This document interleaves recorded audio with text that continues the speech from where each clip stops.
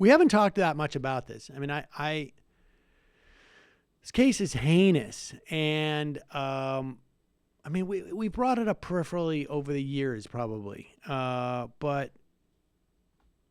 this guy, Jeffrey Epstein, I don't know if he's a billionaire or just a 100 millionaire, but I have a feeling. I think he was I think he hit billion, and had relationships with all sorts of major media and political figures, including Bill Clinton and Alan Dershowitz. What? And Donald Trump. There have been some pretty explicit accusations about Alan Dershowitz. I don't know about anyone else. I haven't heard any explicit accusations about Bill Clinton in the context of Epstein. I've definitely heard that he was on a manifold where he took a flight with him or used his plane. Not necessarily. That. What's that? That's known. He's in the flight logs. Oh, yes, that's what I'm saying. It's been reported that he was in the manifold. Steve Pinker's also been on his jet. The idea of politicians going on millionaires and billionaires' planes, not too uncommon. But the specifically in terms of Dershowitz, there's been a lot more explicit accusations, I think, by victims or alleged victims.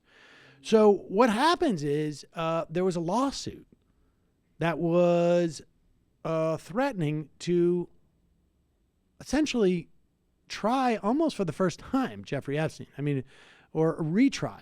Because what had happened before is that Epstein had made a plea deal with a federal prosecutor years ago that was about as good of a deal as you could ever get, having been essentially copping to sexually assaulting dozens of underage women and sexual trafficking. He was basically allowed to register as a sex offender and then lead his life almost completely unfettered. That trial was set to start, I think, within a day. They were going to start to pick the jury for this lawsuit, and Epstein settled. In other words, bought off all the plaintiffs who were bringing this case.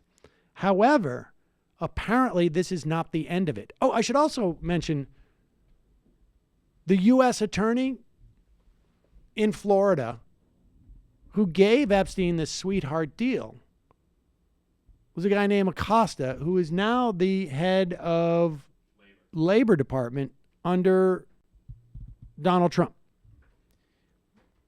Which oversees human traffic laws in the country. Cool. Takes one to know one. And I want a bad guy. Here is one of the attorneys from the plaintiffs who apparently have a phase 2 planned. We're going to have a volume of victims that are going to come forward and be ready to testify and not get cross-examined. Testify about what happened to them in a way that will help them heal. It would take a fool not to recognize that he faces extremely serious jeopardy at this point. He faces the distinct possibility that his sweetheart plea bargain can get set aside and that he and others will face federal criminal prosecution. There's a federal case also pending here in West Palm Beach involving Epstein and the secret agreement that the federal government reached with him not to prosecute him federally if he would plead guilty to a couple of state charges. He did 13 months in jail.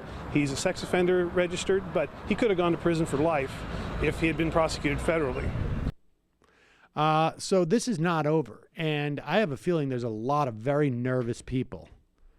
Not just Epstein, because I have a feeling that at one point he's going to decide there's some other fish here that can be fried. So this story is not going to go away, and it sounds like a super, super creepy one. Oh, it could not be more disgusting and grotesque. Also, I'm paraphrasing it, but in the first New York Magazine article that was written before he was charged, there was just sort of like, who is this guy? There's some fishy stories about him. I think it was Phil Weiss wrote it. he interviewed Trump, and Trump said something to the effect of, "We both like young girls." That Yeah. I will tell you. That Yeah. I will tell you.